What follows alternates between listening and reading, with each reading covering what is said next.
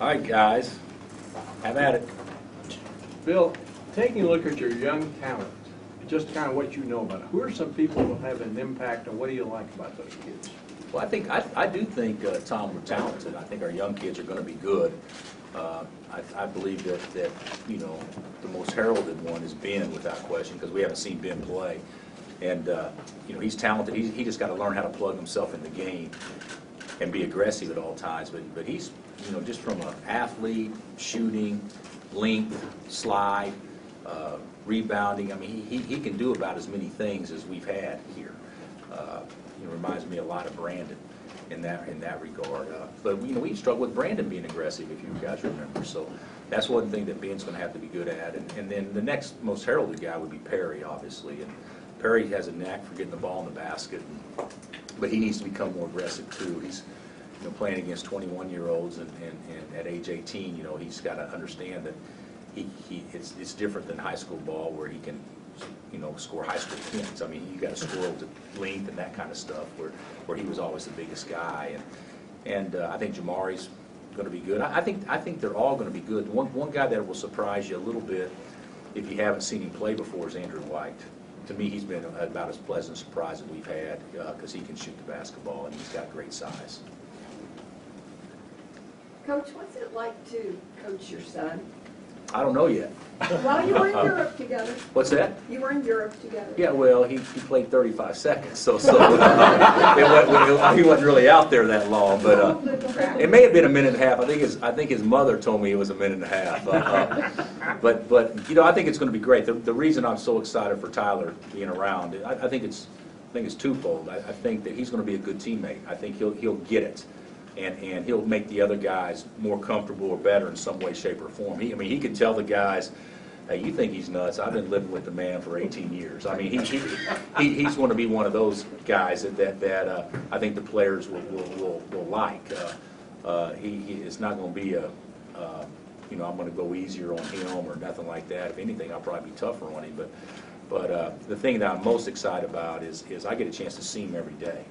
And I think so many times we take things like that for granted, and here he is almost grown, or he's in college, and I feel like I've cheated myself and him, many opportunities to spend time together because we're busy doing our job, and so now I get a chance to do my job and spend time with him. So I'm really, really, really excited about that. That's probably got me about as excited to coach this team as anything, and got my batteries charged because I get a chance to hang out with my son. What are your expectations for Jeff this year? Well, I think I want Jeff to be I want him to be an All-American type guy. I don't think that's that big a reach. I think he's the best defensive big guy in the country. He may have been that last year. If you eliminate Anthony Davis, I would think you could make a strong case that he was. But he's got to develop offensively where he's more of a producer. But because he had Thomas playing on the other side, so that made it a little bit easier for him. But if he can just get a little bit more aggressive and consistent offensively, I think he can definitely be an all-league type player, which he was voted preseason. Not that means much, but I do think he's very capable of playing to a high level and doing those things. And if he can just not wear down, he's still a guy that last year he played a ton of minutes, he didn't wear down, and this year he's going to have to play a ton of minutes, and hopefully that'll be the case again. They will not wear down. Coach, the mindset of freshmen coming into a program in your years of coaching, has that changed where you say 15 years ago, freshmen coming in, maybe would try to feel their way a little bit more, than now they come in and see if they can make an impact for you? Well, I think that the really, really good ones, it has changed. When we came, but you go back and look at it, even Julian and Mario, these guys are really, really good players. They couldn't start until January. On a team that was struggling. That was a team that was 10-6 before we starting those guys. And so I do think they expect to come in and play. I think the one thing that is water in the face, so to speak, is the fact that it's harder than what it looks.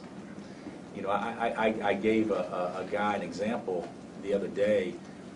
I said, what do you think of one of our players on our team watching on TV or watching him out there? And he said, I think he's okay. He's a pretty good player. And I said, so you think you can play with him? He said, oh, yeah, I can play with him. I mean, he's good, Coach, but hey, come on. And I said, just so you know, if he guarded you, you never, ever score a basket. You know, you're not even close. But so in freshmen's mind, they're coming in thinking that they can do this, and then the reality of it is it's harder than what they think. And then when they kind of figure it out, it gets easier for them. But I like the ones that think that they should be able to come in and dominate, or to come in and compete at a high level, or come in and be a difference maker. And that's what we have to have. Ben and Perry and Andrew, probably more so than the other guys, but those three for sure thinking they can come in and do that, because we need them to deliver. We won't have any depth if you don't count on your freshmen. So we need those guys to have a confident attitude. Coach Elijah seems to be taking his leadership responsibilities extremely seriously. Can you comment on what you expect to see from him this year? I think he's got to have a big year. You know, to me, seeing how he played the last third of the season, or the last quarter of the season probably, and in the biggest games of the season, hey, there's not many more all-around good guards out there. I mean, you stop and think about it. He's got size, he's strong, he's got range, he's got balance, he can put it down, he's got vision. I mean, he can do a lot of things. And so the added thing he's got to be is he's got to understand that his words and his attitude and his approach will probably have as much to do with us winning as his actual play. And so he's working at it. You know, we got to teach him, but he's trying hard. And certainly, you know, I definitely expect him to have a big year. Coach, when I asked Elijah what he's learned from other leaders, last year he learned not to text from Tyshawn. Before that, he's learned not to make Coach mad from Sharon. He says he's gathered a lot of things and he's ready to lead a group of freshmen. Do you kind of like that he's taken the nuggets from each of the leaders before? Well, I mean, did he say anything positive about anybody? You know, isn't it amazing about life? You learn what not to do as much as you learn what to do. And Tyshawn was never a bad texter. It was tweeting that we had an issue. There you go. That was probably my mistake. And Sharon, you know, he would upset me from time to time, but I knew at 7 p.m. on game night he wouldn't, you know, for the most part. But I think Elijah's right. It's kind of a unique group. You got four seniors, and basically you have 7 freshmen, and the only other players in between are if I'm not mistaken, are Nadir and Justin. And so it's one of those things that I'm going to hold Elijah responsible for how the freshmen perform. And if he wants to be a leader, he's got to make sure those guys' heads right and to give us the best chance. Elijah becoming the primary ball handler, how does that change his game, and how much does that maybe concern you? Well, I think what happens is you know, if you look at us putting our most talented guys on the floor right now, if I was going to look at our most talented, I'm not saying they're going to start, but the most talented guys on the perimeter, you probably have Travis, Ben, and Elijah. Well, you have basically 2 wings and a combo guard. And in the past, we've always played with, you know, whether it be Sharon and Elijah or Sharon, Russell, and Mario, or whatever. This is probably more of a lineup if you go back to when we had like Aaron and Keith and JR, you know, because you just don't have the same ball handling skills. So we're going to rely on keeping the ball in Elijah's hand, probably more so than we even did last year with Ty. You know, the thing about Tyshawn last year, he had the ball in his hands at game point or important possessions most of the time, but still though, Elijah could take pressure off of him. This year we're going to have to do a good job of developing some other guys and get Travis and Ben more comfortable with the ball in their hands, and basically being smart on how we play Elijah and resting to make sure he is fresh going down the stretch. Big 12 rankings came out again, unanimous #1. How much stock you put in that? None. You know, I was probably more surprised with that, us being picked first this year, than I was us being picked not first in the past, because you know we returned some guys, but we lost 3 of our top 6, and 2 of them were pretty good. I mean, those 2 guys combined for 36+ points a game in league play. I mean, they scored half our points, and so we lost a lot. Everybody's going to have a new role, but I do think we have a chance to be good by the end. But our league will be good, You know, Baylor's loaded, and I think that Oklahoma State, in my opinion, you know, may have to be the sleeper team of them all. I love their talent level and their roster, but it's going to be a really good league. K-State's, to me, they return really good players and 2 real good players, and you know, Texas, you know, what was Texas, like 5th? And West Virginia 6th? And these are really good teams, so and then there are other teams that'll be much improved, so I think that was a little high for us, but hey, we'll welcome it. You know, our guys will take pride in that. Are there any surprises in store for late nights at all that the guys were touching on it a little bit? And then also, do you know anything about the 30 for 30 film that's coming up here? I know a little bit about the 30 for 30 film because they interviewed me. So I hope I made the cut. I don't know if I made the cut or not, but I think that's coming out next week, if I'm not mistaken, and you know, it's all about the David Booth and his wife Suzanne purchasing the original rules, if I'm not mistaken. So you know, I know a little bit about that, but hopefully that'll be a great plug for our university and our program, and the late night deal. No, I mean, I think it'll be fun, but I guess I better ask marketing what they want me to do because it is tomorrow, and because I haven't really given it that much thought, to be honest with you. When do you expect Zach will be able to play? You know, I don't know. This deal's got me all confused on Zach. You know, he's doing so good, but he complained of shoulder problems, and he can't rebound, and can't do this, and can't do that.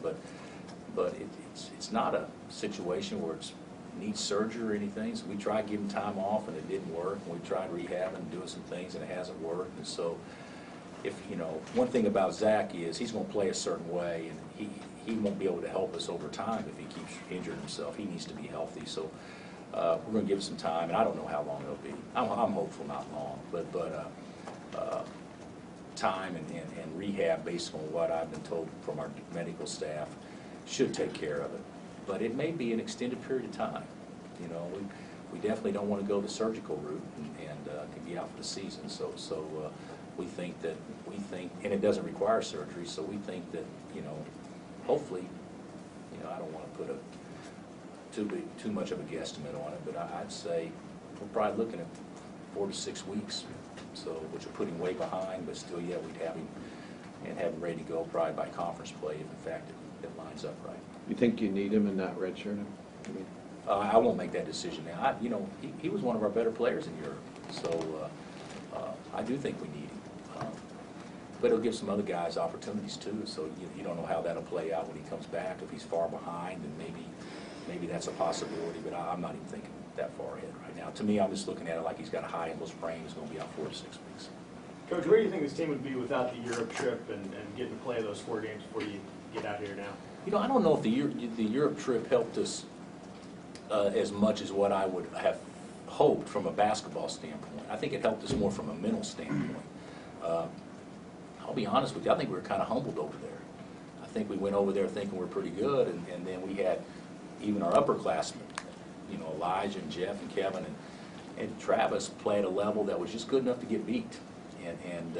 So that's not all bad. I thought we got something out of it from that standpoint. And so, but I do think it's helped. I do think getting a few things in, and we don't have a lot in, but getting a few things in where the guys at least have a little bit of knowledge, hopefully will give us a better chance to be better by Thanksgiving.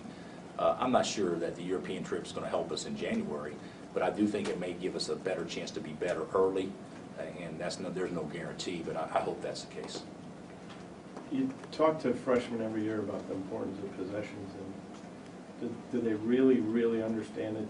No. Until they get benched in playing time? Is that the only way for them to really? I hope that's not it, but it may be. You know, I was watching Andy Reid today. I don't know if, you know, Michael Vick's fumbled a couple of times here lately.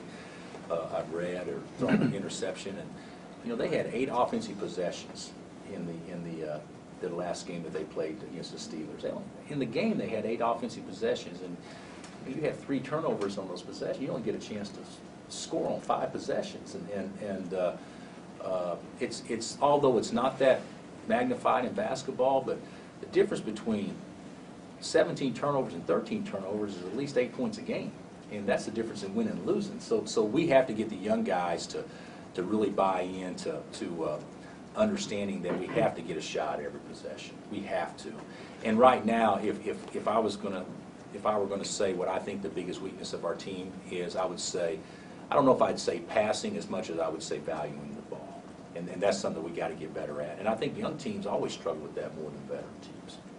Hey, Coach, if you look at Jamari, he's kind of got a similar build as Thomas. Do they have any other similarities, whether it be toughness or maybe that guy that's going to get you those extra rebounds? Or Well, I mean, similar build. And Thomas is an inch or two taller and outweighs him 20 pounds. But other than that, they're just alike. But Jamari's just not as big. Jamari needs to. I think Jamari's a better athlete as far as quick twitch and being more explosive. He's just not as big. And the thing about Thomas that was so great, if he got his ball, if he got one mid on the ball, he got possession of it. I mean, he was a fierce, tough, competitive rebounder. You know, and he was unbelievable at 50-50 balls. And I don't know if Jamari's at that level, but the thing about Jamari's going to be good, guys. He's never played. We're talking about a guy that's 19 years old that hasn't played basketball. I mean, he played 1 year a little bit in high school. That's it for his life. And so, I mean, it's going to take some time. Even when we went to Europe, he looked good in practice. He can go to the game's faster and that kind of stuff. But it's going to take him some time. But I do love his you know, he's a competitive kid. And he's got great balance and energy, and he is going to be good.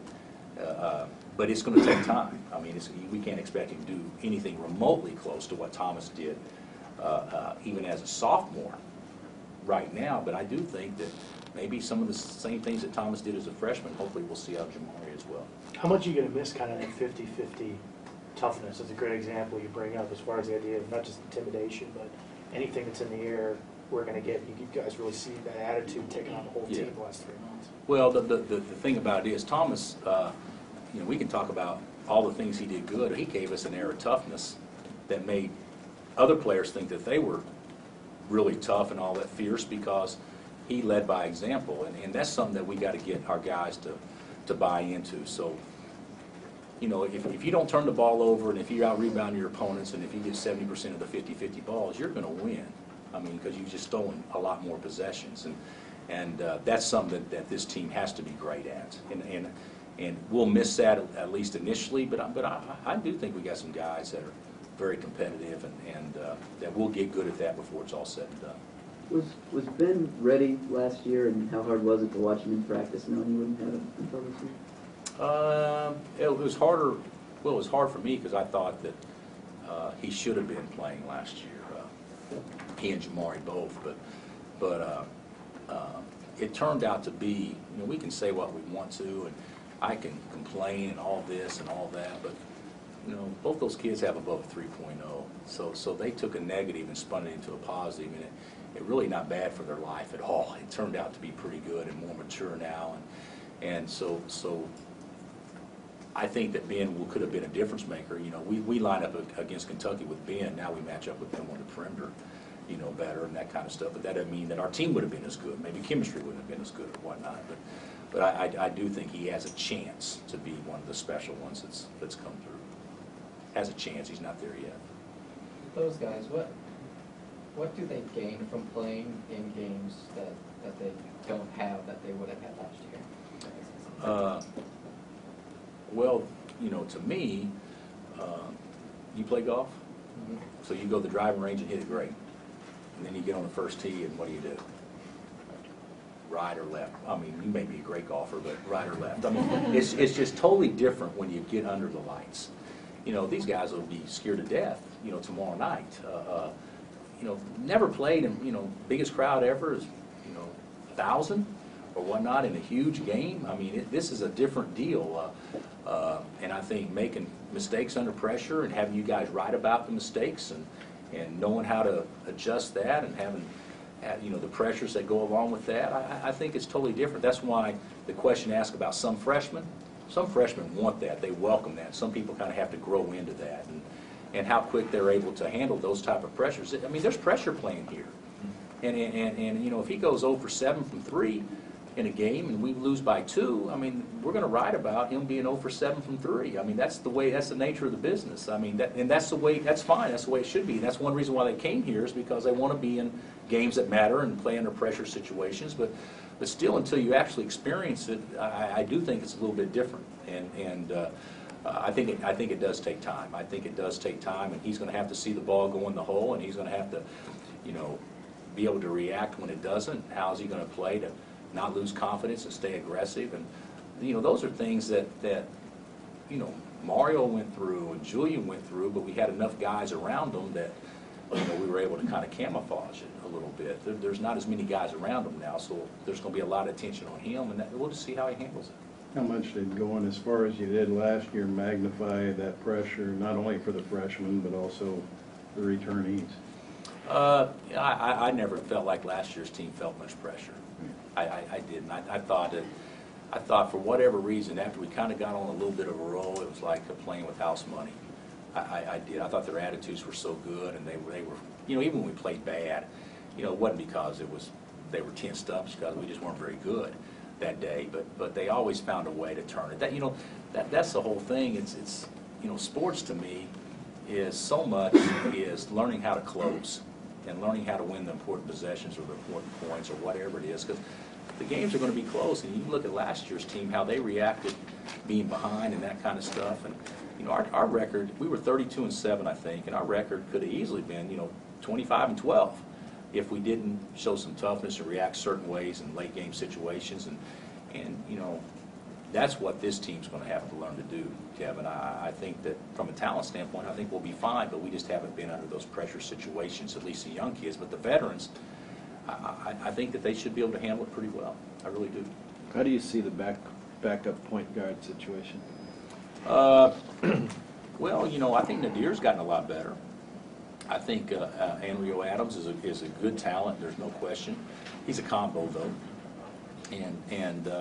but that's where we'll probably go if in fact we need to. You know, Evan Manning's a pretty good player.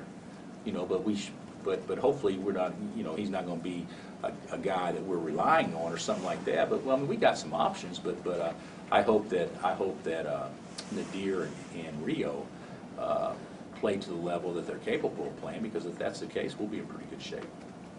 Last year, you guys were so dependent on 2 guys for scoring. Do you see this being more like some of your teams that, you know, 5 or 6 guys averaging close to double figures, a little more balanced? Maybe. I don't know, 5 or 6, that'd be pretty 4 or good. 5. We'll 5 or 6 is real good. What did we have last year, 2? Yeah. So With you at 9, I think. yeah, and Elijah was right around that also. So, but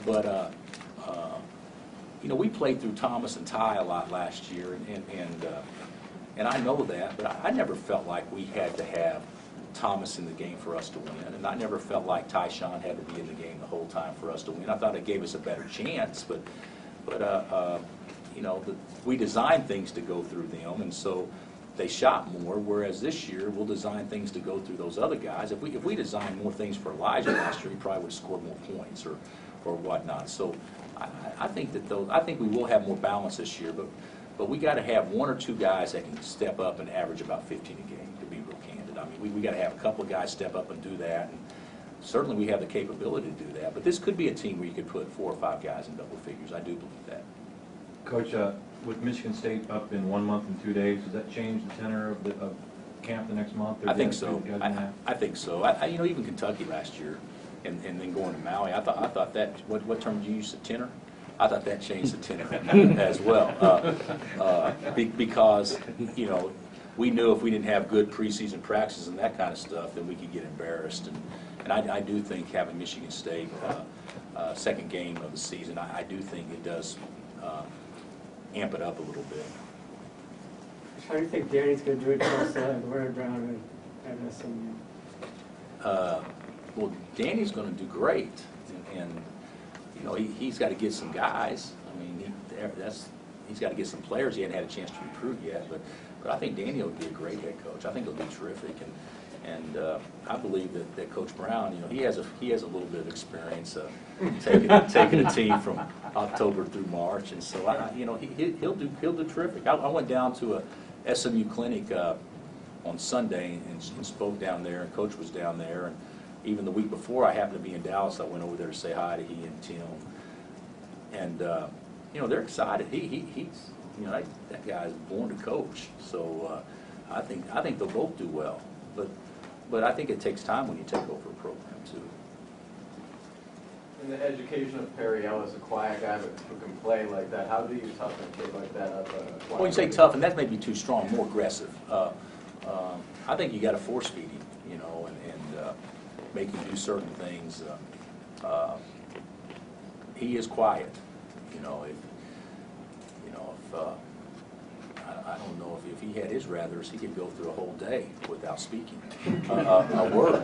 And I mean, he's that quiet. The other day he got hurt, so he couldn't practice. So I made him ride the bicycle, and if he ever stopped talking, the whole team ran. And he actually spoke up and said 2 or 3 words throughout the entire practice. So, but we got to get him where he's, you know, a little bit more comfortable being vocal and that kind of stuff. But he's just young. I mean, he's just young, but I do really like his talent.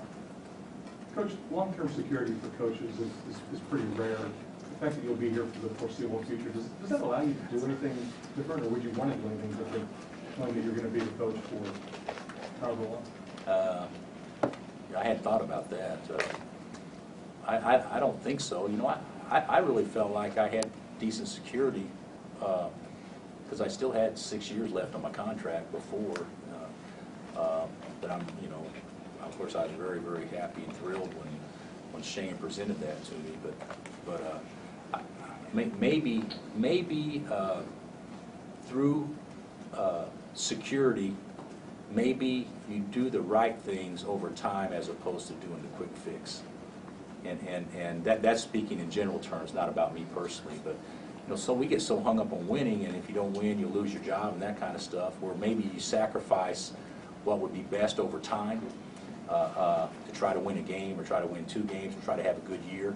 And you know, I think maybe security, you know, will keep the eye on the big prize as opposed to short-term fix, if that makes any sense at all. All right, we're done.